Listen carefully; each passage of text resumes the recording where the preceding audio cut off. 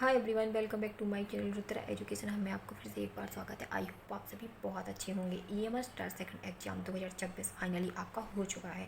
यहाँ पे बहुत सारे स्टूडेंट के डाउट्स जो कि एग्जाम क्लियर होने की कगार पर हैं या जिन्हें लगता है कि उनका एग्जाम क्लियर हो जाएगा, बहुत से डाउट यहाँ पर बन रहे हैं। जहाँ पर टीचिंग हो चाहे नॉन टीचिंग, किसी भी पोस्ट का एग्जाम उन्होंने दिया हो, तो उनके मन में बहुत सारे डाउट यहाँ पर निकल के आ रहे हैं। जैसा कि आपके इंपॉर्टेंट डॉक्यूमेंट्स जो कि आपको डॉक्यूमेंट वेरिफिकेशन के लिए तैयार रखने हैं, वो क्या है। उसके बाद में नेक्स्ट है आपका कि डॉक्यूमेंट वेरिफिकेशन में 3 गुना स्टूडेंट बुलाए जाएंगे या ये क्या भ्रम है, इसको भी हम यहाँ पे क्लियर करेंगे। इसके बाद में आपका रिजल्ट और आंसर की फाइनली कब तक आने वाली है, कब तक आएगी, और रिजल्ट आने के बाद में सबसे बड़ा डॉक्यूमेंट वेरिफिकेशन को आपके को कितना टाइम दिया जाएगा कि आप डॉक्यूमेंट वेरिफिकेशन के बीच, रिजल्ट और डॉक्यूमेंट वेरिफिकेशन के बीच में फाइनली कितना गैप रहेगा।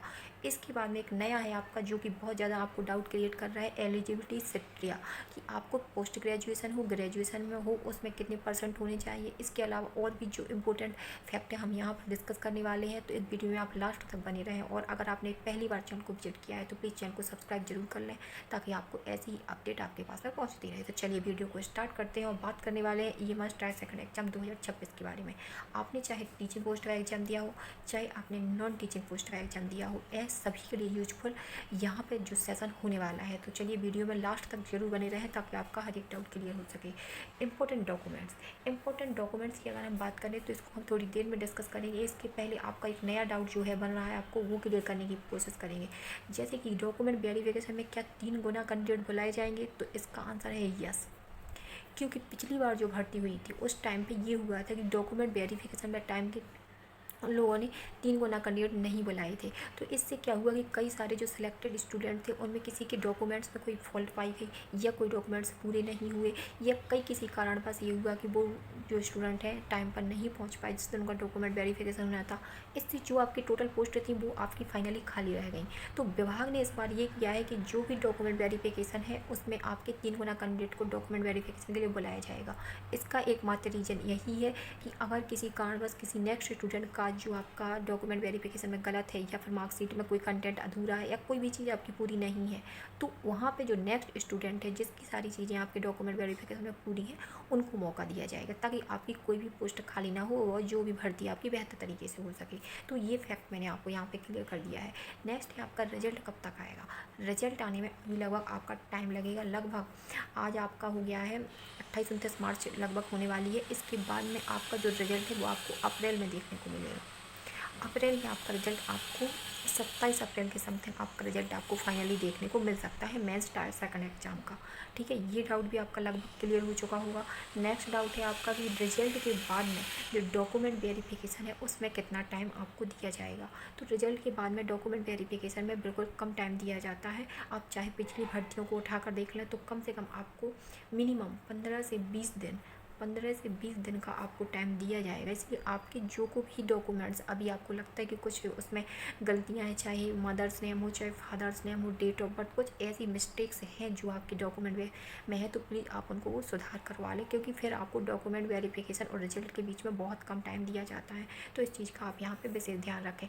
नेक्स्ट आपका है पीजी और ग्रेजुएशन में कितना % होना चाहिए। तो ईएमआरएस द्वारा जब आपका फॉर्म अप्लाई करवाया गया था उसमें आपका क्लियर बोला गया था कि अगर आप पीजी के लिए फॉर्म अप्लाई करते हैं या फिर ग्रेजुएशन के लिए फॉर्म अप्लाई करते हैं, तो आपका यहाँ पे कम से कम 50% मार्क्स या परसेंटेज यहाँ पे होनी चाहिए थी। ठीक है, ये इनका पहला क्राइटेरिया था। फिर इसके अलावा इन लोगों ने एक और क्राइटेरिया तय किया, वो था आपका कि अगर आपने ग्रेजुएशन या पीजी किसी भी एक स्पेसिफिक सब्जेक्ट से की है, तो उस सब्जेक्ट में आपके जो सब्जेक्ट रहे हैं उसमें आपके 50% मार्क्स होना अनिवार्य है। ये 2 क्राइटेरिया उन लोगों ने फिक्स किए थे। तो ये आपका एलिजिबिलिटी उन लोगों ने यहाँ पे फिक्स की थी। ठीक है, तो ये आपका शायद लगता है डाउट क्लियर हो गया होगा। अब नेक्स्ट इंपॉर्टेंट डाउट जो आपका है कि अब अगर आपका सिलेक्शन होता है और अगर आपका एग्जाम फाइनली क्लियर होता है, तो आपको कौन कौन से डॉक्यूमेंट्स रेडी रखने हैं, तो हम उस पर डिस्कस करेंगे। चलिए वीडियो में हम आगे बढ़ते हैं, और जैसे कि हम बात करेंगे, सबसे पहले 10th की मार्कशीट को आपको यहाँ पर रखना है। ठीक है, उसके बाद में आपको 12th की मार्कशीट को रखना है। 10th की मार्कशीट, 12th की मार्कशीट को यहाँ पे आपको कंप्लीट करके रखना है। इसके बाद में हर एक की 3-3 कॉपियाँ आपको यहाँ पे बना के रखनी है, क्योंकि वहाँ पे 2 कॉपियाँ लग जाती हैं और एक कॉपियाँ सेल्फ अटेस्टेड प्रूफ के तौर पे अपने पास रखी जाती है, ठीक है।